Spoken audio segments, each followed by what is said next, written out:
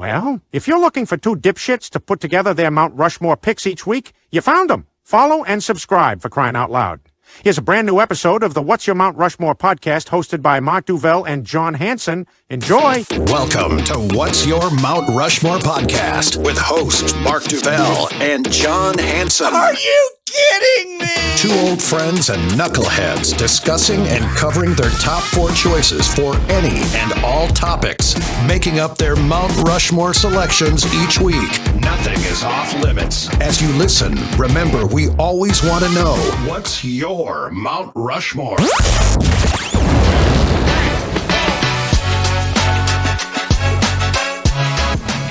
Want to hear the most annoying sound in the world?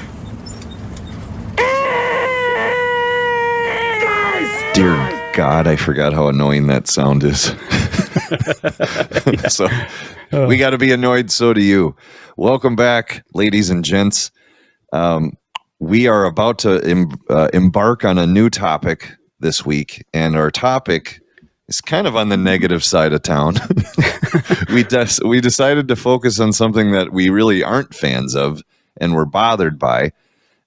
You'll see here in a second, but welcome back to What's Your Mount Rushmore, the podcast. I'm one of the hosts. My name's Mark Duvell. Then that would make me the other host, John Hanson. We've done a lot of episodes where we are praising our favorite something, our favorite, actors, movies, music, TV. We've covered almost every pop culture thing you can do, but we haven't done a lot of negative type episodes. And I do think we'll be doing more of these because there are things, there are a lot of things that bug us, and we might as well share that with the world. So the thing that is bugging us today is annoying TV characters. The listeners, of course, know we do not know our picks. We don't know each other's picks. However, we, of course, do talk about these topics in advance of recording. And we've had discussions about this, and I kind of approached it from a couple different angles. A few of my picks are going to be people that just annoy me. And I might be one of the few people in the world that are annoyed by this person, but they really annoy me. And, but then again, I have a couple other picks where I think a lot of people are annoyed by them. And that's just the way the characters were written. And they were almost designed to irritate you as a viewer, but that's the way they were planned to be. And in that case, I guess it was successful because they made my Mount Rushmore of annoying TV characters. One of my characters is 100% that category. He was written to be hated and annoyed, and wow, mission accomplished. Because part of your and I's conversation, like in prep to do this episode, we were talking about like the parameters of, all right, what makes an annoying TV character an annoying TV character? And in my head, I can almost substitute the word hated characters, because hated and annoying can kind of go hand in hand. They might be so annoying you end up hating the character. Right. Where with one of my characters, if I were to meet the actor in person, I would already dislike him, which is so unfair. But it's, I guess, a compliment to him at the same time, because he sold the character. I don't like you, man, because I assume you're that guy. Yeah. It's hard to separate the actor from the role. And especially if it's an actor you haven't seen in a lot of other roles, if he's somebody that he or she is somebody that you don't know very well from other movies or TV shows, you focus in on the one you hate. And that becomes, you tie it to the character becomes tied to the person, which is unfortunate for the actor, to be honest. Yeah. But to their credit, they did such a good job of playing that role that they still annoy you to this day. It's that phrase, being typecast. Yeah. And usually you're typecast if you did a pretty good job at whatever role you were playing. And now the world sees you as that character, not you. Right. Exactly. You do hear about that, stories about actors and actresses who get typecast as either villains or bad guys or unlikable people. And they're like, man, I just want to play a good guy. That's what I want to do for once. Yeah. And it's hard for me to get a role like that. But I've heard the other way around too. I've heard Tom Hanks type guy who basically is always playing lovable characters that people appreciate. And then he went and played that very dislikable character in the Elvis movie, the Colonel Parker, the asshole. So it's probably fun for these actors that play good guys to go play a bad guy and play somebody who's annoying. But that typecast thing is real. That's the whole name of the game of what they do for a living. They're playing pretend. They're trying to be someone that's not them. It's just, but us, the dopey viewers, the people who watch, there is a gray area to us, the common folk, where we're like, that person's a pile of shit. And then really they're like, no, they're up for a Nobel Peace Prize, actually. Could be. They certainly could be, for all we know. Absolutely. And actually, every person on my list is somebody who I tied directly to this character. The actress or actor is tied to the character, and I can't really think of them in any other way. So that probably plays a part too, because I can't imagine them playing a less annoying person, because they're just so damn good at playing these annoying characters. Absolutely. Mine are so spot on with that. I'm looking at my list in front of me now, and I'm like bothered by it. By the end of this episode, we're both going to just be pissed. This list keeps staring at me. Nice. Wow. Well, who's first? Me? Yeah, roll away. Well, I talked about how there's a couple people on my list that might be head scratchers to some, because I may be one of the few people that find this person annoying. And the first one is the first one I thought of, and it's from the TV show Yellowstone. And there are people on Yellowstone that are annoying, but it's not probably the person you're thinking of. The one that annoys me is Beth Dutton. Interesting. Played by Kelly Riley, I believe is her last name. She's a British actress. I don't know much about her as an actress. In fact, I don't know that I've seen her in other things over the years. If I have, it was just something very small and quick. A little bit of research shows that she's done mostly British TV shows and British movies up until Yellowstone. So I can name one, because it is a movie I really like. It's with Denzel Washington, Flight. Oh, okay. She's like a strung out little photographer artist, and in recovery. And those two kind of meet in very odd circumstances. Is she a main character in the movie, or just sort of a quick No, she's definitely she's got a bigger role in it. I mean, the movie's obviously about Denzel and the events that take place as him being a commercial airline pilot, but she does pretty good in it. She's like a strung out person, and the love interest of Denzel. Wow. But interesting. Well, this is one of those things. Yes, we don't sit and know each other's picks before we record, but I knew you were going to pick Beth Dutton because of just conversations we've had about the show and the series Yellowstone. Yes. You've complained about her from the start. I have. And a part of me gets it. I do understand why you're saying it. And that's a huge show, had a ton of success, a lot of controversy too, because of the whole what's happening with Kevin Costner. Is he coming back? Isn't he? What? Blah, blah, blah. But Beth Dutton's character, she's not everyone's flavor, man. And I can tell with you, she has rubbed you the wrong way. 100%. And it's hard for me to to really describe why.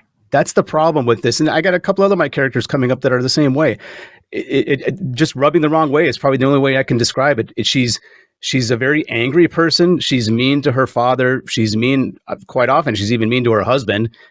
She's mean to business associates. She doesn't really have any friends.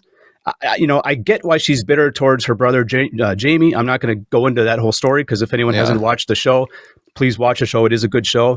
I don't want to divulge any of that, but I understand her bitterness there. But it's the rest of her life that is kind of a conundrum to me. Why she's such an angry bitch all the time. And she has this arrogance about her that I don't quite get. I don't necessarily find her to be all that smart. I don't necessarily find her to be that great at what she does in terms of business. I mean, sure, she finds these weird loopholes, but the things she's doing are not really all that intelligent, in my opinion.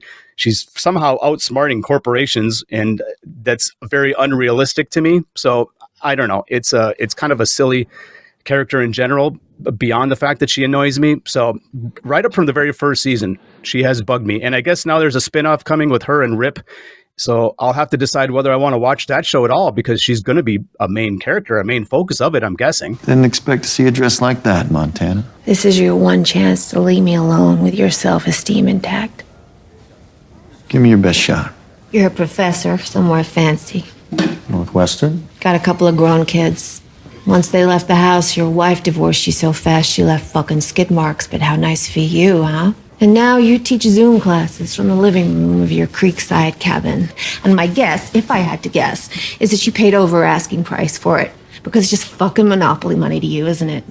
So you run up the house prices here, and you fuck the middle classes in 2 states. I think of her as a character in this light. She's unnecessarily vulgar all the time. Yeah. It's like she's why are you're always angry? Yeah. And I get it. They do try to do some character development and they show her past. And I think they're trying to show you why. Right. But I think the part that I agree with you the most on is that this false, like, self-perception she has of herself that she's so damn tough. Yeah. Yeah. And maybe Yeah. that's the part that pushes it over the edge for you, that puts her on your list here of annoying TV characters, is her misconception that she's such a badass. Right. I mean, granted, yes, she did grow up on that ranch and she was around cowboys who are true tough guys growing up. Yeah. But she herself was not that. She didn't grow up as the cowboy. She wasn't out there. She wasn't even doing a lot of the stuff around the ranch, as far as we know anyway, the backstory they've shown of her. Yeah, true. She was just more of brought up in sort of a, let's face it, kind of a wealthy environment. She always was around some money, and she certainly is around a lot of money now. She brags about her car being worth $300,000 in one episode. So I mean, she's got this. I don't know. The only thing I could say is an arrogance that to me isn't really warranted. She even has like a distinct look about her. You know, angry. She just looks angry. She is angry. She speaks in anger. You know, I don't remember what episode. I know we've referenced the show Ozark. Okay. Yep. And Ruth Langmore. Yeah. Who was another, like, just hot-headed, Foul always mouth. angry, very quick. Yeah. So they're similar, but I so much more like Ruth Langmore. Yeah, me too. So they're both trying to be that same person to some degree, but Beth Dutton is really annoying. The big difference is that Ruth Langmore is tough because she had to be. She was brought up that way. So she has her attitude, and she's very foul-mouthed, but for whatever reason, it works with her character. It's likable. Another one I would mention, not to get too far off track, I don't have much more to say about Beth, really, but if you watch the show Dexter, did you ever watch that original show? I watched the original one, yeah. Yeah, so his sister, Deborah, she was very foul-mouthed. I mean, one of the most foul-mouthed human beings on TV in history, male or female, but not unlikable, in my opinion, anyway. She was entertaining in her foul-mouthed ways. But so yeah, anyway, that's just it. That's with Beth. That's how I feel. I do like the show. It never stopped me from watching the show. I'll probably at least try the spinoff that she's in and see how it goes, but not real big fan of her. I would endorse, though, a celebrity pay-per-view fight between Ruth Langmore and Beth Dutton. And my money is on Ruth Langmore, by the way. Yeah. She's smaller, but she's more legitimate tough. Yeah. But Beth Dutton has proved she can definitely take a beating. Yes. The entire series, she has scars and wounds on her face. Yeah, always something. So, good pick, good start. So my first pick is going to be the oldest pick on my list because it's like the first annoying TV character I think I can remember from my youth, watching all the different TV shows. It's from Little House on the Prairie. Oh. And I'm talking about Nellie Olson. Yeah, because I think that character was played by an actress named Allison Arngrim, and again, I don't know if she did a whole lot more than this role. She played the role of Nellie Olson from 74 to 83, again on the NBC smash hit Little House on the Prairie, which was a great show, by the way. I did love it. I loved growing up watching it. Yeah, me too. Kind of just dug it in general. Loved Michael Landon. But Nellie Olson, I think, is the first introduction to me as a young kid where even in my little vocabulary as a kid, you're like, this lady's a bitch. Yeah, she was. She's so evil to Laura Ingalls and the whole Ingalls family. And she's an antagonist. She's rude. She's arrogant. Snob. Yeah, the whole thing. All the above. To the point where I did read a quote from Allison Arngrim that says, in retrospect, about playing Nellie Olson, the character, she said it was basically like having a role where I felt like I had PMS for 7 years. That's great. And I'm like, as soon as I read it, I'm like, well, at least she gets it. Because it came off that way too. So well done. Right. Yeah. Your paw smells like a dumb old horse. No, it was that first like like, man, this girl is rude. I wouldn't want to ever be around her. If she was like in my class as a third grader, I'd be pissed. No, yeah, she'd be the worst. Because she was a bully and she was mean and she was a rude and like a snob, and she knew that she had more money than everybody else. Her family did anyway, so she just paraded around. And I think I've seen things in the last couple of years. Her and Melissa Gilbert actually have always been very good friends, I believe. That's what's kind of bizarre about it. Yeah, so they got along well even back then. So it's an old school pick, but it really is kind of the first one. Like you said, Beth Dutton popped into your head first. Right. Nellie Olson popped into my head. Laura smells like a dirty horse. Laura smells like a dirty horse. She definitely, I considered her for sure, because she was, and to the credit of that actress that you named, what was her name again? Alison Arngrim. Arngrim. To her credit, she did a great job of playing that part. Probably typecast right there. That's probably why we didn't see her in a lot of other things. Exactly. She seemed to be a good actress because she was very good at that part, but typecast to the point where we never, she never got to play any 80s rom-coms. What happened to that one? Too bad. And I'll elaborate here on my next pick.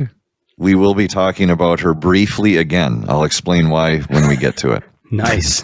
So, all right. So yeah, that's all I got on old Nellie. Well, I'll go with my next pick. Is actually the oldest on my list as well. I think it's probably not quite as old as Nellie. This character was created in 1979, and this character was created 10 years into the run of this TV show. So this show had been on for 10 years, and then they created this really stupid little annoying pissant character named Scrappy Doo. No, you're even going after the cartoons. Yes. Hey, a character is a character, and the Scrappy Doo character always bugged me. I don't know why. It again, like I said, the show had actually been on for 10 years. Had been a hit show, very popular. Here's the reason why Scrappy came along. I had to research this. I'm like, why did they? What was the point in bringing this little dog in there? So first of all, Scrappy is technically the nephew of Scooby, so they are related. Scrappy is Scooby's nephew, supposedly. But believe it or not, Scrappy was invented and brought onto the show as a way to freshen it up because the ratings apparently were in the toilet in the late 70s. Yeah, the Scooby-Doo show. The ratings were really bad, and ABC was saying, we're going to cancel it. You guys if you don't do something here quickly, we're going to cancel the show. And the creators said, well, let's make a new character that we can write different storylines about, and it's a way to freshen things up.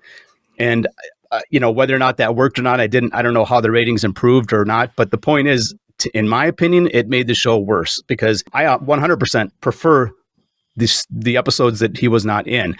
I'll teach you to meddle in my affairs.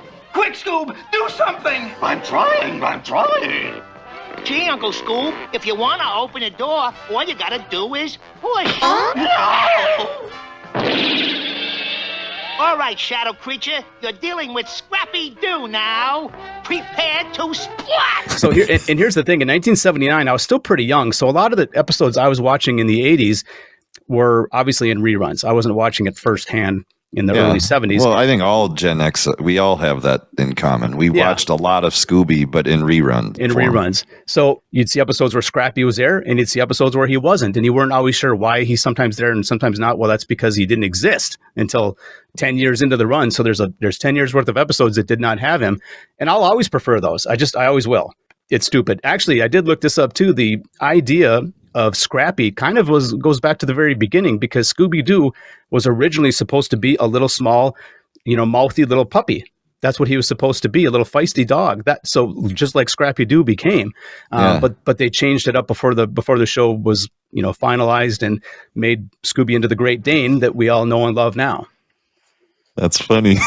I guess I never realized. I obviously loved Scooby-Doo, the whole damn thing. Yeah, I know Scrappy. I knew they were related. I didn't know it was that specific where he's his nephew. I thought it was like a cousin. I didn't know you did the whole 23andMe backstory on it. Yeah, I did. looked up the bloodline. I've got the whole ancestry chart going back to the beginning. Yeah, and I might be in the minority on this one too, because Scrappy was popular to some people. In fact, he has popped up in cartoons as recently as 2024. Just last year, he popped up in some cartoons through that. Is it Hanna-Barbera or whoever is the company behind all that? So I think it's Hanna. They still have dusted off the Scrappy character and brought him out for whatever reason. That concept actually reminds me of, I watched the Brady Bunch also very much in reruns. Of course, that show was way before my time originally, but they brought on the little Cousin Oliver kid. Do you remember that? I do. The little blonde kid with glasses with a bowl cut. It was kind of the same concept. It's like, I'm guessing they needed to freshen things up. The ratings were maybe slipping. So they brought in this new kid to be able to write stories about. And it's kind of a common thing with TV shows, sitcoms in particular. They force a new character down your throat, hoping you'll scoop it up. Yeah. Sometimes you do, and sometimes you don't. I think a lot of people would be annoyed by little Oliver. I think he'd be on the list for some people from the Brady Bunch. It wouldn't be on my Mount Rushmore, but I always found him a little annoying. Sure, me too. Because I'm like, why is he around? Get him out of here. He's not part of the Bradys. No, he's not. Don't they have enough damn kids? They had to add another one? Like that never made sense. But, all right, I'll go into pick 2. My pick 2, this is what's going to be weird. I referenced Nellie Olson. That will tie into my next pick. Not literally, and probably only in my own opinion. And I'm going to insist that we post a photo. If you are one that catches our podcast through YouTube, you'll know that we share images of whatever it is we're talking about. John and I aren't on video, so you don't get to see two handsome devils behind a microphone talking, but you get to see the subject of what we're talking about. Yep. And why I would like you to check it out on this is my next pick is from the show Game of Thrones. The character I'm going to pick, I got to imagine the majority of the viewers who are into Game of Thrones would 100% agree with me, and I'm referring to King Joffrey Baratheon. Ugh, little prick. Oh, I'd give anything to choke him out. Wow! I'd give anything to just be able to squeeze air out of his face because he's so annoying. He's such a douche. He's such a dick. He's so entitled.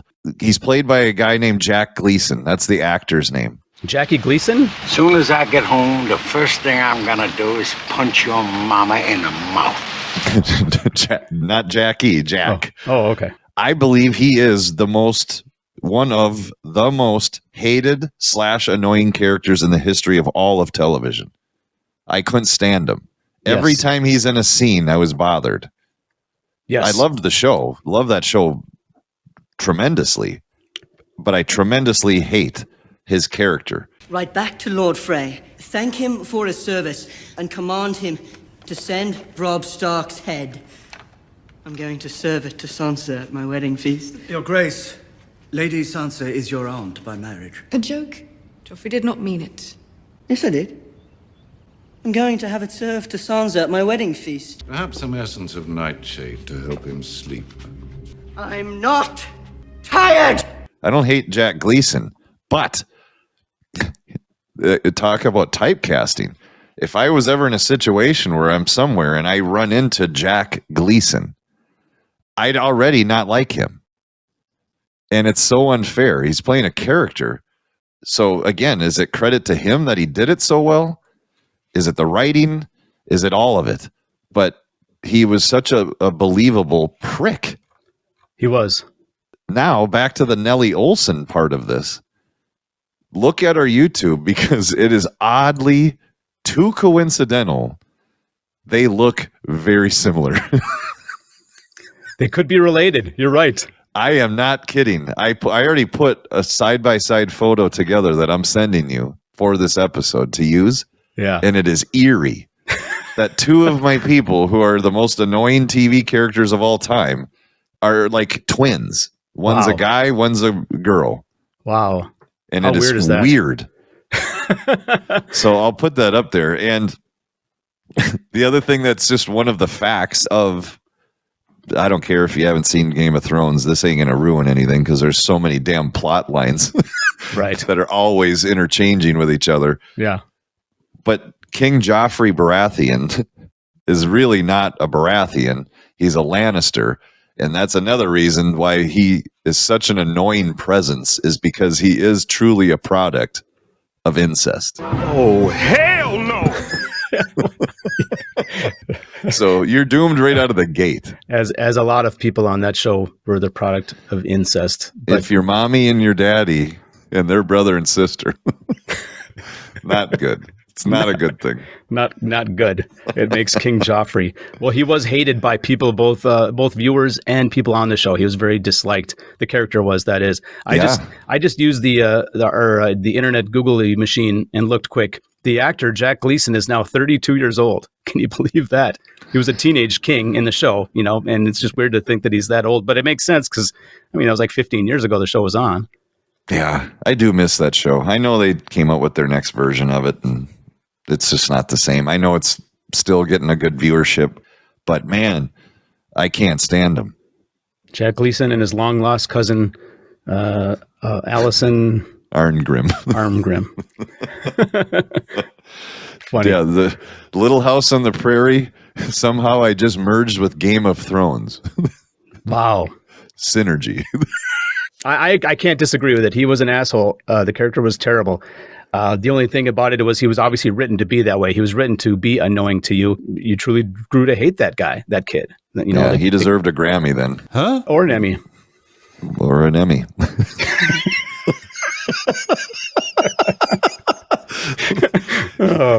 You are correct, sir. Do I leave that in or cut that out? Let's see. I'm powerless here. I'm at your mercy. He's probably my number one honorable mention. Let's put it that way. He was one of these characters who was written to be that way, and so is my next pick. My third pick was written to be annoying. If you're just watching this show without thinking too much, you may not even realize how annoying this character is. But once you dive into his behavior and pay attention to what's going on, you realize that this guy is kind of a jackass. And it's Ray Barone from Everybody Loves Raymond, the main dude. The title guy. The title guy, played by Ray Romano, the actor-comedian. I don't really have a problem with the actress that played Beth Dutton. I don't really know her from much. I don't have a problem with Ray Romano, certainly. In fact, I think I really like Ray Romano as a guy. He seems like a good dude, good comedian. He is. He's a funny guy. Everything I've seen of him in interviews, and he's been in a bunch of other shows and movies that I liked. But it's his character. It's just I can't say that I hate him, but he's just a dumbass, and he really truly is written that way. Let me go down the list here. He's not a very good father. He's a pretty bad husband. He's not a very good son. He's a terrible brother. He's kind of a prick to everybody on the show, and it's because he's so selfish. He's only thinking of himself. He doesn't really care about what's going on with his family. He doesn't care about his parents that much. He's just self-centered anus.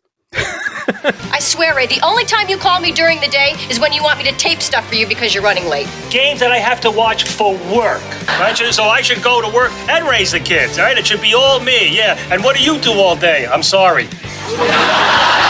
It's easy for you, Raymond. You fit in everywhere. You're a 40 regular. You know where I had to go for this suit? Little shop of horrors. For the first time in my marriage, I finally know what it's like to be the one wearing the panties. But let me ask you something. Why do you always feel the need to be manipulative when it comes to sex? Because I'm not very good at it. So none of this, I want to make sure I'm clear on this. So you just listed all these character traits. Is none of these, do any of these tie into Ray Romano's voice? Because he does have a very unique delivery of how he speaks. Yeah, and that's just his speaking voice. Yeah, it's like a Kermit the Frog meets Patrick Mahomes. Yeah, he does have a funny voice, and it's funny because on the show, at different points in time, most of the other characters will mimic him and kind of make fun of his voice. So it was even when the show was being recorded, it was kind of a running joke that he's got this weird voice about him. But that didn't play a part in you picking him. No. It was just his voice. It's his behavior as a character, because his voice is him. Ray Romano has that voice. It's not the character. He does sound like that. It's so distinct. You're not going to mix him up. It's Brad Garrett, who plays his brother on the show, actually does a very funny impersonation of him. So yeah, if he were a real person, I mean, the dude screws up on a weekly basis. He really, truly does. A lot of the show is centered around him screwing something up and then having to make it right before the end of the episode. If that was a real dude, he would have been divorced like 7 episodes into that first year. You know, he definitely would have. No, you and I are probably get away with some shit in our lives that we probably shouldn't have been getting away with, but not like this guy. On the topic of Everyone Loves Raymond, do you happen to know, and I don't mean to put you on the spot, when did that show run? This is kind of a guess, but it was probably around 95, 96 through like 04, 05 range. It was probably probably similar to the run of Friends, now that I think about it. Maybe in that same because the reason I bring it up is it always felt like it was a very not a balanced fight, if that's how we're putting it or how I'm putting it. Yeah. It always seemed like Everyone Loves Raymond was the competitor of Seinfeld, and Seinfeld kicked the living shit out of Everyone Loves Raymond. Yeah, well, I just looked it up again. I used my Google friend, and I was pretty close on the years. 96 to 2005, it ran 210 episodes. So it did overlap Seinfeld, but only for a couple of years. Seinfeld ended in 98, so it really didn't compete directly with Seinfeld for most of its run. Definitely more of a competitor with Friends, I would say. But it was a very successful show. I mean, this show was always highly rated. I never watched it. I maybe an episode here or there. I did not watch it otherwise when it was airing live. I found it in reruns since then, and actually even now we'll go and watch an episode. I think it's on some streaming service. We'll pop on and watch an episode here and there every couple of weeks. But it's a very funny show to me, and I love the show, and I like every other character on the show. It's just Raymond is just kind of a ding dong. That's a great pick, because I didn't see this one coming at all. I don't think a lot of people would think about him as being annoying, but I think if you put the pieces together, you'll understand where I'm coming from. It makes sense. I get it. I just didn't see it coming. Poor Ray Romano's getting picked on today. And I do like the show. And his character actually adds some comedy to the show, but it's through his own dipshittedness that adds the comedy. It makes sense. Yeah. Well, my third pick is going to be a TV character that I don't like, and I hate picking on him because he has passed away. But I was not a fan of him in real life or his character, and I'm talking about Dustin Diamond, also known as Screech from Saved by the Bell. Wow, yeah. Now, I didn't like him I wasn't like a huge fan of the show, but I watched enough of it, just because it's kind of relatable. It was, NBC 89 to 93. Not a huge run, but it had its little stamp on pop culture. But Screech was just simply annoying all around. He was never really that funny to me, and I always found his character so unnecessary. Yes. Like, why? Why is he a part of this? Yeah. He talks funny. He looks weird. The whole thing. His name is dumb.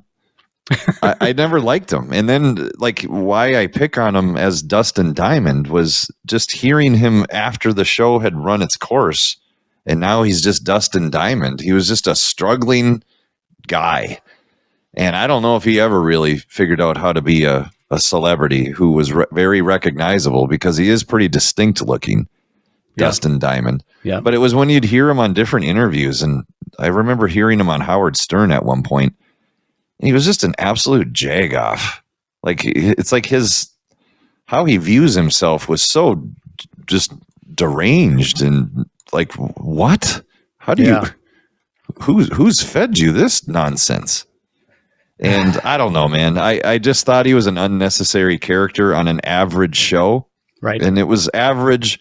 I know a lot of people were probably really into it. That was a popular show.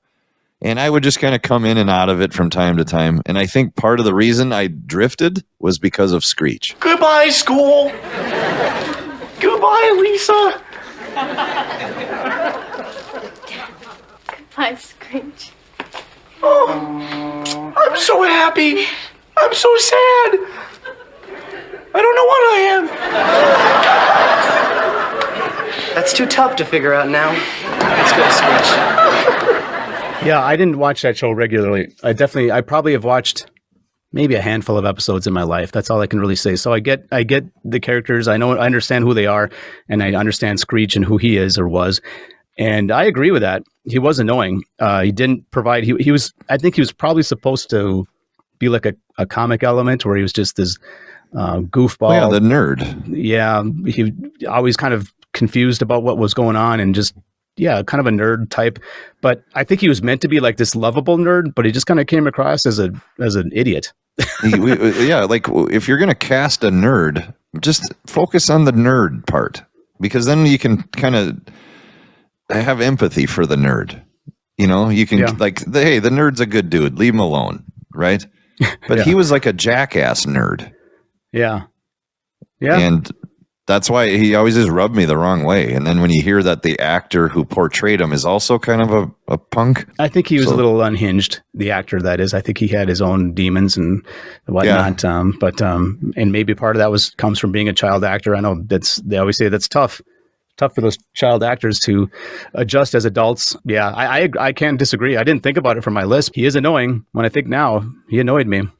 I have heard this from like the big cast, the big stars of Saved by the Bell. I've heard them in interviews, kind of in retrospect, talk about Dustin Diamond and ultimately, I guess, Screech.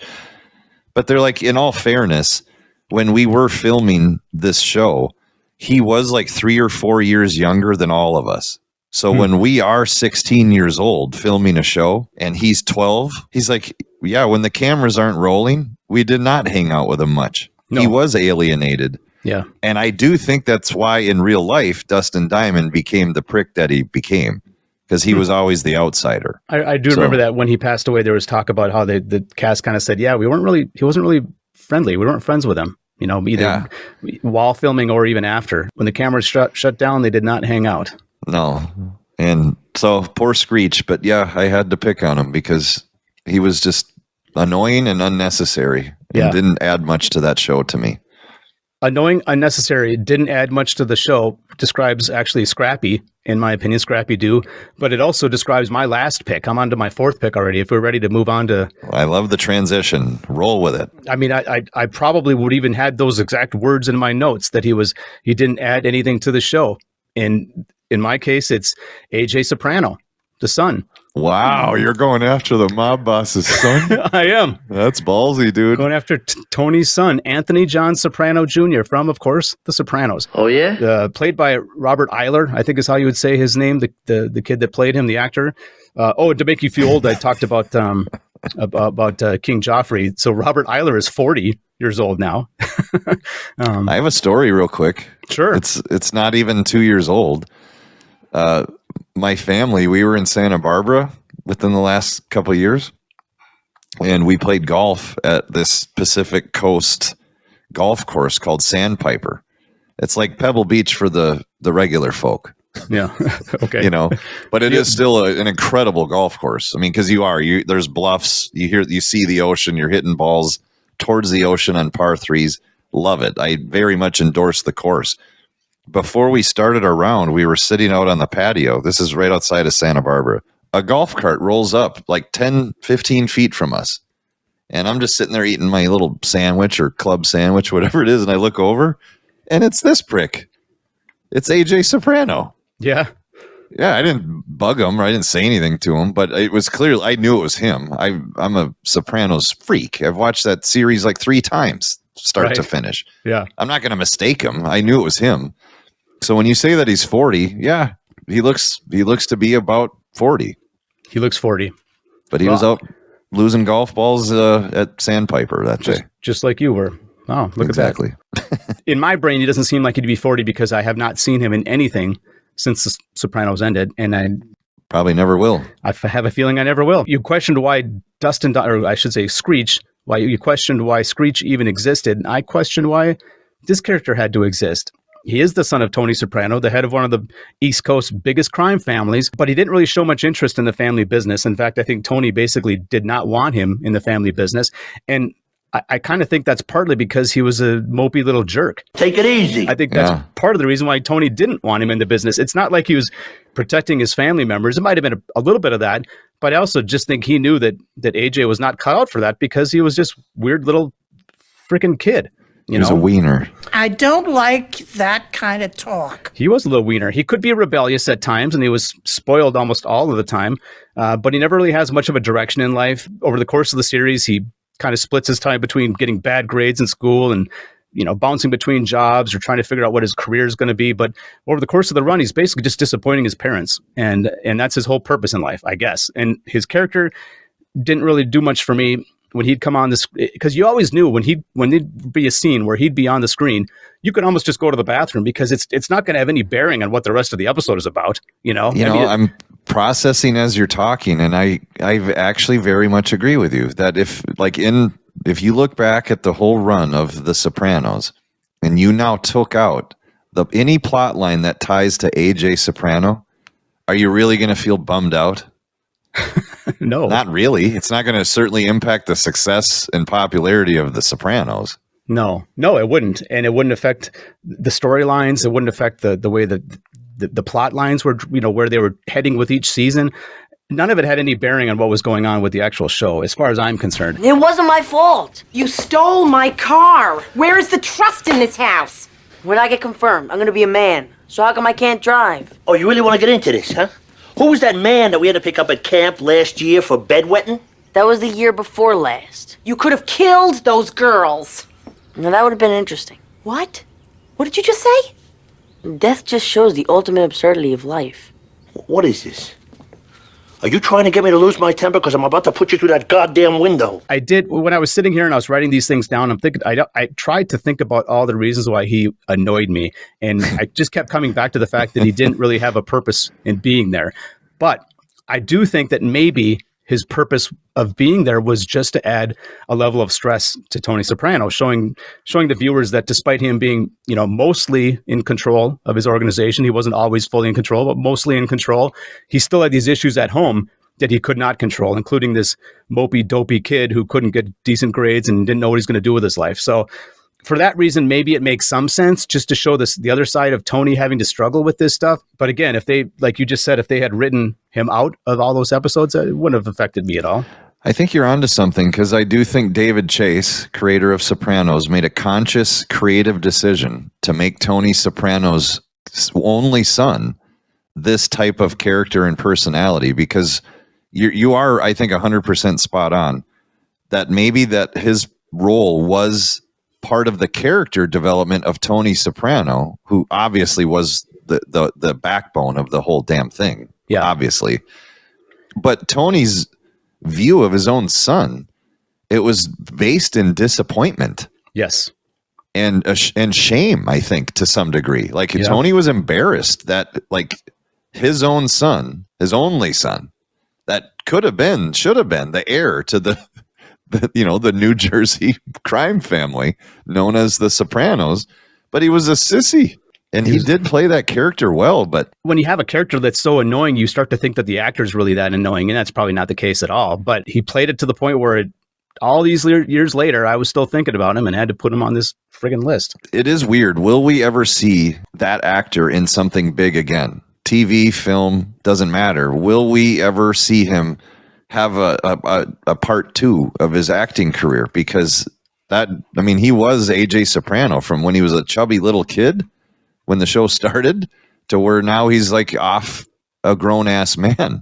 Yeah. In his like mid 20s, early 20s is where the show ended. Yeah. Cause he should have been, well, I think he did try college a little bit in the show, but he didn't, he was definitely in that age where he should have been going to college anyway, when the show ended. And now that I'm specifically thinking about AJ Soprano, I'm trying to just remember a moment in the show where you can honestly say he accomplished something. You know what I mean? Like anything. He had moments where he was onto something, but then it would fall apart. Yeah. I don't know. Maybe it's more about disinterest than annoying in this case. He didn't annoy me as much as it was just completely uninterested in him. But they do kind of intertwine. They do. Because then you can be annoyed that you're forced to watch his scenes. A good point. Like I said, I could have got up and went and made a cocktail or something when he came on. I would not have missed a damn thing. That's you have a really unique list. I'll give you that. Like, I didn't really see any of these coming. I bounce around. Beth Dutton I saw coming just because you've shared that with me before. My next one is truly based on, when I say and stress the word annoying, I really mean it. because it's like the first word I think of when I think of this actress and this character, which is basically the actress, I feel. It's Fran Drescher. And her character was Fran Fine in The Nanny. Oh, yeah. And I'm kind of putting her on this list for two giant reasons. Her dumb laugh.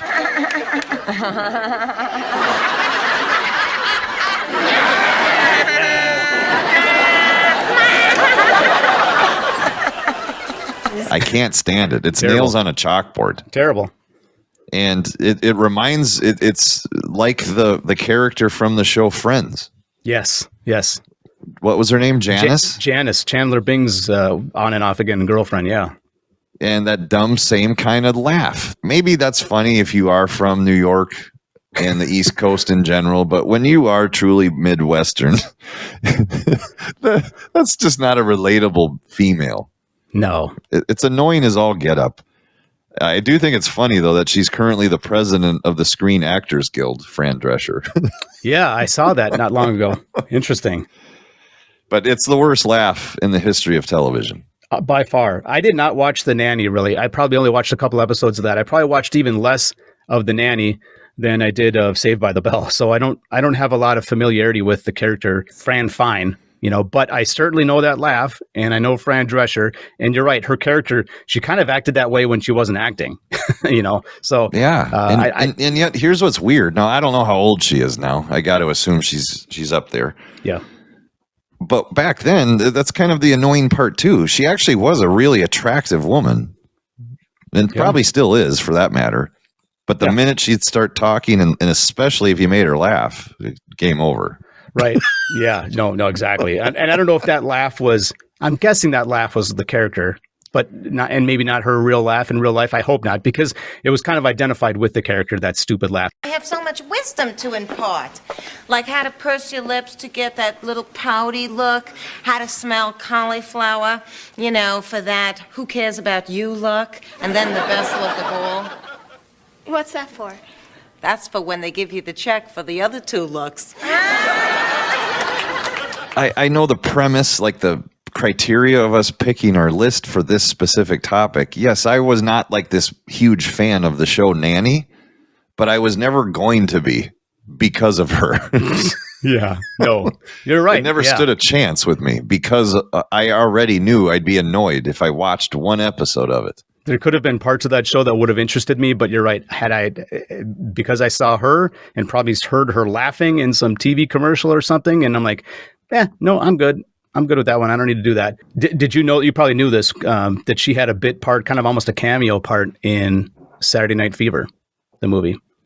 I do remember that. Fran Drescher did, yeah. But it was a good role because she didn't laugh. Yes. She should have stuck with that character, for crying out loud. She could have had a completely different, she could have had like a Marissa Tomei type career if she would have just kept her laugh to herself. Yeah, you're right. Because again, she's not ugly. No, I think she's a pretty attractive lady, but she certainly was. Yeah, I haven't seen her lately, but she certainly was. I don't know. And unlike that character Janice, I don't know who played her. She wasn't nearly as attractive as Fran Drescher, in my humble opinion. And Janice was certainly meant to be annoying. Janice annoyed the other friends, and I think it was written that way. Yeah, and very and deliberate. Very deliberate. And the actress in her case had a weird laugh, and the purpose was to annoy the other characters on that show. Well, it also worked to annoy us watching it. So I guess that was a successful character there. But you hit me out of left field with your cartoon pick with poor Scrappy, the little nephew. I want you to think about this, and maybe you can come up with a cartoon that pissed you off too. Fat Albert. Hey! Sure. Knock it off, buddy. I thought Cliff Huxtable might be on your list. Oh, no! No? Okay. We'll leave that one be then. That show is forever tainted. It is. A good show that I watched a lot of. Just to have it, the rug pulled out from under all of us. Literally. And what was under the rug? Prescription meds. Sorry for that. Oh. Well, again, this is probably the first of many to come that we'll try to get negative in a fun way. Yeah. And just kind of pick on things that maybe we don't like, instead of always the things that we do love and like. So it is a fun twist to talk about things that do bug you. Well, and as people are hopefully sharing their lists of annoying TV characters with us, I bet a lot of people will have Fran from The Nanny, Fran Drescher, the character from The Nanny. I'll bet you she will be popular among other people's lists. I'm curious how popular your Beth Dutton pick would be, because I think that would be controversial to the real Yellowstone fanatics. Oh, I think so. They'd be like, how dare he say that about Beth? She's a badass. No, she's a crab ass. She's a crab ass. She is at that. Well, you're right. That won't be popular. I'm ready. I'll take it. If anyone wants to abuse me over that pick, I'm ready. I'm ready for it. I think you're in the clear, at least with me. So for this episode, I purposely found a sponsor that I think is annoying, and I think it's annoying for this reason. It's a product that does not exist anymore, and it was something you ate. It was a chocolate granola bar, and I think you'll remember what I'm talking about. Kudos. Oh yeah. Now I have a pet peeve, and it's annoying. Why and where did the phrase come from? When you do something good or someone's trying to acknowledge you, and they're like, "Hey, kudos to Steve." Why kudos? Why is that the phrase for like telling someone they did a good job? Kudos. Bye-bye.